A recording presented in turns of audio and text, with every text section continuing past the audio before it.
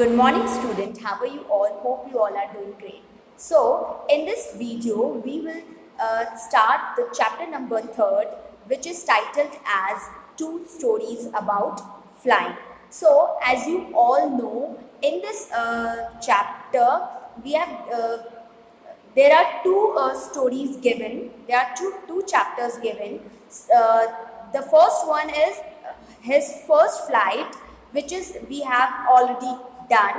So today I'm going to teach you the second part, that is Black Aeroplane, written by Frederick Forsyth. All right, let's start. So the Black Aeroplane, second part. The moon was coming up in the east behind me. The stars were shining in the clear sky above me. So in this chapter, basically we are talking about the aeroplane. The color of the aeroplane is black. All right. So अब यहाँ पे बात हो रही है कि जो colour है वो जो एरोप्लेन है जस्ट उसके पीछे मीन्स अब पायलट होगा एरोप्लेन के अंदर, ऑब्वियस है. So the moon was coming up in the east behind me. The stars were shining in the clear sky above me.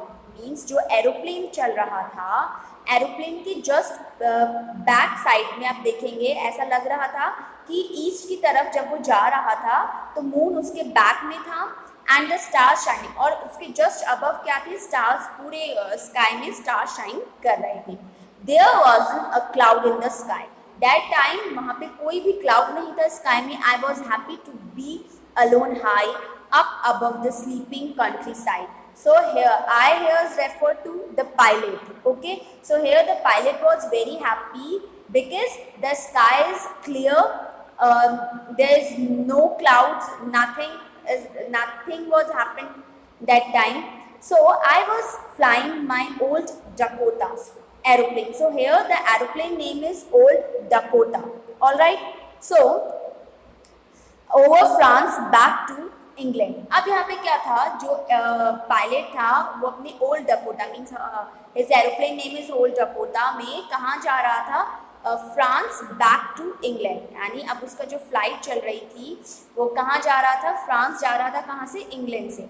I was dreaming of my holiday and looking forward to being with my family. So he was in his dream, और क्योंकि अब वो holiday time था, vacations था, और वो अपने बहुत ईगरली वेट कर रहा था अपने फैमिली मेम्बर्स से मिलने के लिए और अपने घर जाने के लिए. I looked at my watch 1:30 in the morning. So when he looked at his watch, the time क्या हो रहा था, अराउंड 1:30 in the morning. कुछ 1:30 बज रहे थे सुबह के. I should call Paris control soon, I thought as I looked down past the nose of the aeroplane. I saw the lights of a big city in front of me. So here, अब देखो एक formal चीज़ें होती हैं, जैसे अब उन्होंने क्या किया, अब पेरिस कंट्रोल रूम में कॉल किया. अब पेरिस कंट्रोल रूम में वो कॉल करेंगे, पेरिस कहाँ है, फ्रांस में. ऑलराइट. सो अब वो पेरिस कंट्रोल रूम में कॉल किया कि सब कुछ ठीक है, क्या है, अब मैं जा रहा हूँ, ठीक है. तो उन्होंने वहाँ पे कॉल किया. देन उन्होंने, अब वो सोच रहे हैं किसके बारे में, कि जब वो एरोप्लेन की नोज पे देखते हैं, मतलब एरोप्लेन इस तरीके से कुछ ऐसे आपने एरोप्लेन देखे होंगे, राइट. और ये जो पॉइंट है इसे इन्होंने यहाँ पे नोज का है. तो कह रहे हैं कि मैं जब उसकी नोज की तरफ देख रहा हूँ तो मुझे पूरी सिटी नज़र आ रही है आगे की तरफ, और सब में लाइट्स वगैरह हैं. I switched on the radio and said, Paris Control, Dakota, DS-088 here, can you hear me? अब जैसे ही वो जा रहे थे तो उन्होंने पेरिस कंट्रोल रूम में कॉल किया. उन्होंने, अब देखो ऐसा नहीं होता कि पायलट अपना नेम यहाँ पे एक्सप्लेन करेगा, क्योंकि यहाँ पे उनको एक कोड वर्ड दिया जाता है. जो कोड वर्ड था उनका कंट्रोल रूम में जो उन्होंने प्रोवाइड किया गया था उनको, दैट इज DS-088. सो उन्होंने बोला कि मैं डकोटा DS-088 हूँ, और can you hear me mean जो पेरिस कंट्रोल से पूछ रहे हैं क्या वो सुन सकते हैं. So I am on my way to England over, मतलब वो अब इंग्लैंड जाने के लिए रेडी थे. The voice from the radio answered me immediately, DS-088, I can hear you. अब क्या होता है, सडनली जो पेरिस कंट्रोल रूम था उन्होंने भी आंसर्ड किया, क्विकली आंसर्ड किया, और उन्होंने आंसर करने से पहले क्लियर जो उनका कोड नेम था दैट इज DS088 वो बोला। ये ऐसे रिपीट क्यों किया कि अगर गलती से उन्होंने कुछ और सुन लिया हो तो वापस अगर वो रिपीट करेंगे तो कंफर्मेशन मिल जाएगी। So they said yes we can hear you, you ought to turn 12 degree west now DS088 over. तो उन्होंने कहा कि अब आपको क्या करना है, टर्न लेना है 12 डिग्री पर वेस्ट साइड पे। ऑलराइट, देन उन्होंने ओवर किया DS088 over. I checked the map and the compass, switched over to my second and the last fuel tank and turned the Dakota 12 degree west towards England. अब उन्होंने England जाने के लिए वापस 12 degree पे Dakota को किया and he checked all the maps and compass, और जो फ्यूल टैंक था, अब उनका सेकेंड लास्ट फ्यूल टैंक ही उसमें बाकी था, उन्होंने लास्ट ईयर भी फिल करवाया था। तो उन्होंने वो सब वो चेक किया। I will be in time for breakfast I thought. अब वो क्या सोच रहे हैं, अब वो घर जाकर अपना ब्रेकफास्ट मिस कर रहे हैं, मतलब अपने ब्रेकफास्ट को मिस कर रहे हैं कि अब वो घर जाएंगे और उनको क्या मिलेगा, अपना ब्रेकफास्ट मिलेगा, a good big English breakfast. अब वो क्या कह रहे हैं कि कैसा ब्रेकफास्ट होगा, एक इंग्लिश ब्रेकफास्ट होगा। Everything was going well, it was an easy flight. So that time सब कुछ अच्छे से चल रहा था, ठीक है, और बहुत ईजी फ्लाइट लग रही थी। Let's see what happened next to the pilot, with the pilot. So Paris was about 150 kilometers behind me when I saw the clouds. अब क्या था कि अब पेरिस क्या पीछे रह गया था, कुछ अराउंड 150 किलोमीटर्स उनके पीछे रह गया था, वो इतना 150 किलोमीटर्स आगे चले गए थे towards the England. And when I saw the clouds, stormy clouds, then he saw a stormy clouds in his way. So they were huge. They looked like black mountains standing in front of me across the sky. अब वो कैसे लग रहे थे, अब जो stormy clouds उनको लग रहे थे, यहाँ पे स्टॉर्मी क्लाउड्स को कंपेयर किया गया है अब बिग ब्लैक माउंटेन्स। तो जो पायलट है वो क्या कह रहे हैं कि जो स्टॉर्म क्लाउड्स थे वो उनको ऐसे लग रहे थे जैसे ब्लैक माउंटेन्स उनके आगे हों। I knew I could not fly up and over them, I didn't have enough fuel to fly around them to north और साउथ। अब क्या होता है कि अब वो कह रहे हैं, खुद से ही कह रहे हैं कि मैं अब ना तो इनके ऊपर मीन्स क्लाउड्स के ऊपर भी नहीं जा सकता, फ्लाई अप भी नहीं कर सकता, और इनके बीच में भी नहीं जा सकता क्योंकि everything was black that time. अब क्या था कि अब उनके पास इनफ फ्यूल भी नहीं था, अब उनके पास फ्यूल भी बाकी नहीं था कि वो राउंड एंड राउंड घूमकर ही नॉर्थ एंड साउथ ऐसे राउंड एंड राउंड घूमकर भी टाइम स्पेंड करें कि क्लाउड्स अगर फिनिश हो जाएं देन ही मूव्ड अहेड। ऐसा भी नहीं था क्योंकि उनके पास जो फ्यूल था वो बहुत ज़्यादा कम था। I thought to go back to Paris. I thought, but I wanted to get home. I wanted that breakfast. But here, he first उनके दिमाग में मीन्स पायलट के दिमाग में आया कि चलो मैं वापस पेरिस चला जाता हूँ। बट वापस उन्होंने वो सोचते हैं कि नहीं, मैं पेरिस नहीं जा सकता वापस, मुझे घर जाना है, क्योंकि वो बहुत ईगरली वेट कर रहे थे कि कब मैं वो घर जाएंगे, कब उनको वो इंग्लिश ब्रेकफास्ट मिलेगा, तो उन्हें तो जाना ही था। I'll take the risk, I thought, and flew that old Dakota straight into the storm.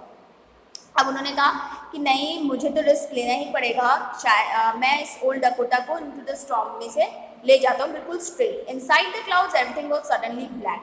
अब जैसे ही वो एरोप्लेन को अपने क्लाउड्स में ले गए, सडनली सब कुछ ब्लैक नजर आता। ऑब्वियस वो स्टॉर्मी क्लाउड्स थे। It was impossible to anything outside see anything outside the aeroplane. अब वो बहुत इम्पॉसिबल सा था कि अब कुछ बाहर एरोप्लेन के वो देख नहीं पा रहे थे। Couldn't see anything outside the aeroplane. So the old aeroplane jumped and twisted in the air. So the old aeroplane means his Dakota aeroplane jumped and twisted in the air. I looked at the compass. I couldn't believe my eyes. The compass was turning round and round and round. So उनके पास एक compass होता है। अब ये compass ऐसा सा एक compass होता है। अब ये कंपास में इनके नॉर्थ नॉर्थ, साउथ, वेस्ट और ईस्ट, कुछ इस तरीके से ये कंपास होता है। और compass he couldn't believe in his eyes कि अब जो कंपास है वो कैसे टर्न कर रहा है, round and round and round वो टर्न कर रहा है। इट मीन्स वो कंपास है वो अब क्या नहीं कर रहा है, वर्क नहीं कर रहा है। It was dead now, so it would not work. The other instrument was suddenly dead too, means the other instrument थे जो भी एरोप्लेन में यूज होते हैं वो भी क्या हो चुके थे, डेड हो चुके थे, मीन्स वो भी वर्क नहीं कर रहे थे properly. So I tried the radio. So now the last option is he was trying the radio, that is Paris control. Paris control, can you hear me? अब रेडियो पे उन्होंने वापस बोला Paris control, Paris control, क्या आप मुझे सुन सकते हैं? There was no answer, वहाँ से कोई आंसर नहीं आया। The radio was also dead. All right, so I had no radio, no compass, and I couldn't see where I was. So here the pilot जो है उनके ना तो means the radio and the compass or the other instrument all were dead that time. So he was too confused, he couldn't see anything, and he couldn't know where he was. So I was lost in the storm. Then in the black clouds quite near me, अब sorry black clouds के थे बहुत पास थे उनके, I saw another aeroplane. It had no lights on its wing. अब क्या होता है, अब उन्हीं सब सिचुएशन पे, उसी बहुत क्रिटिकल सिचुएशन पे उन्होंने एक ब्लैक एरोप्लेन देखा, एक अनदर एरोप्लेन देखा, but it had no lights on its wing. उसके विंग्स पे लाइट नहीं थी। आपने देखा होगा अभी कभी आप स्काई में आपने कोई एरोप्लेन देखा होगा नाइट टाइम पे, तो उनके विंग्स में लाइट होती है, राइट, जिससे वो ईजिली क्लियरली वो अपना रास्ता देख सके, बट उस पर तो कोई लाइट्स ही नहीं थी। आई could see the pilot face turn towards me, but he able to see the pilot's face, जो another pilot था, another plane में था।